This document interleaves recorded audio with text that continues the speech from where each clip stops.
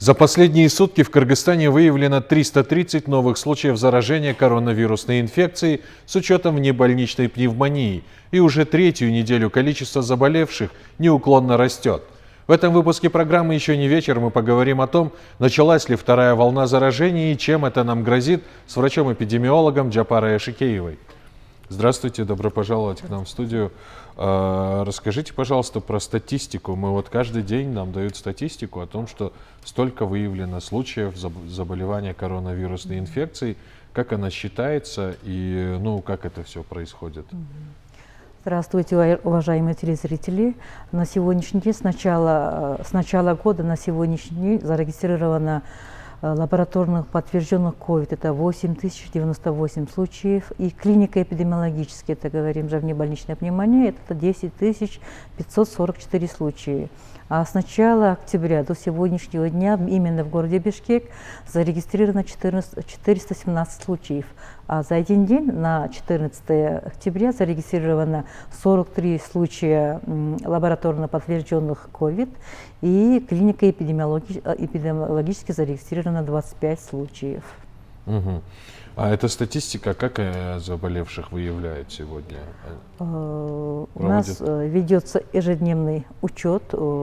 Каждый человек, каждый заболевший, который сдает лабораторно на COVID лабораторное обследование, после подтверждения у нас все берется в учет и проводятся дальнейшие мероприятия. Но факт печальный тем, что изо дня в день повышается количество заболевших COVID-19.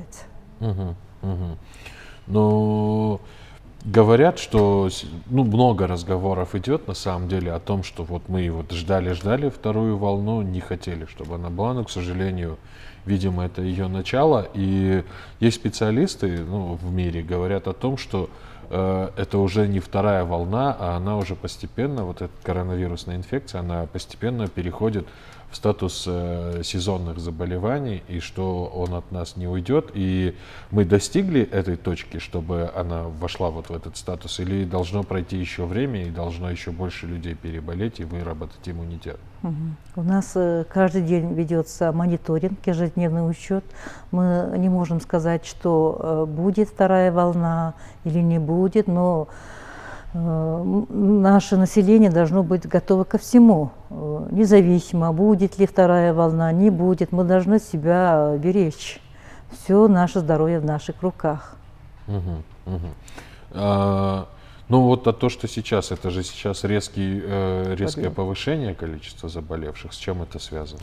Наряду с коронавирусной инфекцией у нас повышается рост заболеваемости обычными острыми вирусными респираторными инфекциями, обычная простуда. Оно и день за днем растет. Для того, чтобы не заболеть, для того, чтобы вести профилактику, у нас проводится вакцинация. Это в первую очередь медицинских работников, которые постоянно работают с населением, учителей, которые работают с учащимися в школах, в вузах, и дети постоянно болеют, часто болеющие дети до 5 лет, и люди старшего возраста с заболеванием сердечно-сосудистой и легочных заболеваний. На сегодняшний день провакцинирование 27 тысяч человек, это в центрах семейной медицины, и проводится в данный момент вакцинация в частных центрах, недавно тоже получила вакцину, и проводится вакцинация Гриппол плюс в обычных центрах семейных медицины. Это профилактирует, это ведет профилактику заболевания ОРВИ, инфекциями, гриппами, идет подготовка ко всему этому. Но вакцина это против гриппа и ОРВИ, против коронавирусной инфекции вакцины еще нет? Пока еще нет, в Кыргызстане еще нет, но в средствах массовой информации изготовлена вакцина, в некоторых странах она делается, но у нас пока еще в Кыргызстане нет. Насколько мы можем судить об исследованиях про вакцинацию, то, что, например, в России она сейчас проходит 3-ю стадию тестирования, вакцина против коронавируса, а в Китае то же самое, в некоторых странах она еще проходит 2-ю стадию тестирования. То есть, как таковой, на сегодняшний день вакцины полноценной нет, она вся испытывается, и еще неизвестно, станет ли она ну, широко распространенной? Ну, то, что проходит в мире, мы же с вами неуклонно постоянно смотрим телевидение, а то, что как она есть, как она проявляется, как это будет, мы, конечно, не можем сказать, но есть догадки, что оно должно защищать именно от коронавирусной инфекции. Но в Кыргызстане пока оно еще не используется. Нам еще не дошло. То есть вы хотите сказать, что вакцина от коронавируса уже существует? Ну, во многих средствах массовой информации говорят, что Россия уже приобрела вот те, которые группа, которая непосредственно для, оно получает вакцину, проводятся испытания, да. Но в Кыргызстане мы еще не получили вакцину. Только у нас делается вакцина Гриппол плюс от обычной простуды и гриппа. Но что тогда, почему коронавирусная инфекция, она такая сложная и такая опасная на сегодняшний день? Ну, вы это с вами сами испытали на своей шее, получается, да, вот эта первая волна, которая забрала очень много людей, очень много тяжелых осложнений, ну, как бы тяжелый острый респираторный синдром, она должна обычно при помощи только вакцины должно лечиться, получается. Но мы, конечно, массовое лечение проводится, но помимо того, чтобы не было профилактировать, мы должны обязательно провести вакцинацию. Но это если говорить о гриппе, а как быть с коронавирусом? Ну, я имею в виду тоже коронавирус, тоже, который испытывает на сегодняшний день в других странах, да, но, конечно, она тоже до нас придет. Но во всем мире отмечаются же, что в Европе, в России сейчас идет очень большая волна заражений, не только у нас в Кыргызстане. У нас в Кыргызстане был период, когда мы в нее не верили, во вторую волну, и думали, что, возможно, это что-то связанное там не только со здоровьем населения. Но на сегодняшний день мы сами убеждаемся, что каждый день количество заболевших становится все больше. И такую же ситуацию мы наблюдаем и там в Соединенных Штатах, и в России, и в Европе, и в Китае. То есть, ну, коронавирусная инфекция на сегодняшний день, она, получается, все еще изучается и все еще опасна для человечества. Конечно, вы правы в этом отношении. Оно изучается, потому что это новая инфекция, она изучается. Вот сколько исследований проводится, и у нас тоже в Кыргызстане вот проводится обследование, да, каждого заболевшего, и насколько выявлены вот антитела, чтобы противостоять другому заболеванию, тоже изучается. Но мы стараемся изо всех сил, чтобы наше население, чтобы не болело. Ну, а стоит ли нам бояться повторного заражения тех людей, которые уже заболели? Знаете, ну, для того, чтобы не заболеть коронавирусной инфекцией, у нас создан в республике создан республиканский штаб, в мэрии тоже создан городской штаб, Министерство здравоохранения старается, чтобы наше население не заболело, чтобы, ну, это зависит от индивидуальной особенности организма. Мы должны сами себя защитить. Конечно, для нас старается наше министерство, да, но мы тоже должны наряду с этим помочь себе, своим родным, близким, да? Ну вот, если я, например, уже заболел коронавирусной инфекцией, я могу повторно заболеть, потому что вот где-то месяц назад была информация о том, что в Гонконге впервые был зарегистрирован второй, ну, повторное заболевание. И буквально вот на днях в Нидерландах зарегистрировали смерть уже от повторного заражения, но там женщина, которой далеко за 80. И сейчас кыргызстанцам следует опасаться повторного заражения короной, даже тем, кто переболел. Видите ли, такая ситуация складывается, по крайней мере, среди тех людей, кого я знаю, ну и там по социальным сетям. Они говорят о том, что мы, например, уже летом переболели, потом большая часть людей переболела среди наших знакомых, и сейчас у нас есть антитела, мы можем не беспокоиться. Но, тем не менее, во всем мире происходит обратное. И у нас стоит ли заниматься мерами профилактики не только тем, кто еще не болел, но и тем, кто уже переболел? Им угрожает опасность? Ну, конечно, это вирусная инфекция, получается, этиология вирусная. Мы должны опасаться с тем, чтобы не переболеть. А вот, которые выработаны антитела, как вы уже сказали, да, оно сохраняется в организме человека, а в некоторых источниках написано, что оно сохраняется в течение 3 месяцев. Для того, чтобы не заболеть, мы должны в обязательном порядке соблюдать все меры профилактики, которые мы говорим каждый день, ежечасно, ежедневно, да, должны обязательно соблюдаться. Но повторное заражение неизбежно. Любой человек может заболеть, поэтому мы должны все соблюдать все меры профилактики. То есть эти антитела, они, у них срок есть, если вот грубо говорить, конечно, срок некой жизни? Ну, да? это, конечно, зависит от особенностей организма, от иммунитета зависит, но в некоторых источниках написано, что она сохраняется только в течение 3 месяцев. Но у нас, конечно, проводится сейчас исследование по сколько месяцев, ну, у переболевших берется анализ на антитела, оно исследуется. Ну, во многих источниках, в некоторых источниках написано, что они кратковременные, можно переболеть повторно.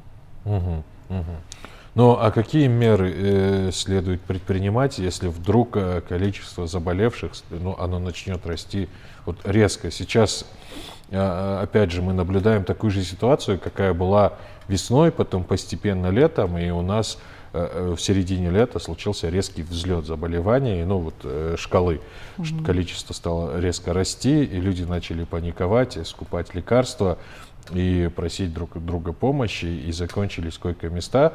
И одно из самых опасных последствий коронавирусной инфекции, помимо того, что она угрожает жизни каждого человека, является и то, что система здравоохранения может не выдержать, и потом восстанавливать ее будет достаточно сложно. И вот сейчас, осенью, нам следует опасаться такого сценария? Насчет этого я не могу сказать, но на сегодняшний день те, которые заболевшие COVID-19, лабораторно подтвержденные заболевшие, госпитализируются в кыргызско-турецкую больницу «Дружба». Это для лабораторно подтвержденных случаев, а для клинико-эпидемиологических случаев есть койки, которые дают мониторинг, проводится мониторинг, который дает ежедневно сколько мест осталось. Это Национальный госпиталь Министерства здравоохранения, первая городская клиническая больница номер 1, еще Национальный центр фтизиатрии. Помимо этого, я слышала, что на 15 коек открыт Национальный хирургический центр. И для больных заболеванием онкологических открыты есть места в Национальном центре онкологии и гематологии, Институт кардиологии и терапии тоже принимает больных с COVID-19. И вы тоже услышали, наверное, что на днях откроется на 100 коек вот эта инфекционная больница, республиканская клиническая инфекционная больница. Но люди обычно, когда больше страха, человек быстро заболевает, да? Но на сегодняшний день у кого есть простудные заболевания или какие-то явления, в этом случае вот заболевший в обязательном порядке звонит в Центр семейной медицины к своему участковому врачу или терапевту. Они отправляют мобильную бригаду. Мобильная бригада приходит у человека, берет анализы. Если положительно, в зависимости от состояния больного, то он идет на госпитализацию. А сколько человек ежедневно при выявлении скольких людей нужно будет открывать стационары? Вы как эпидемиолог можете сказать такое? Ну, у нас Или проводится... это зависит от оставшихся мест в больницах, те вот перечисленных вами?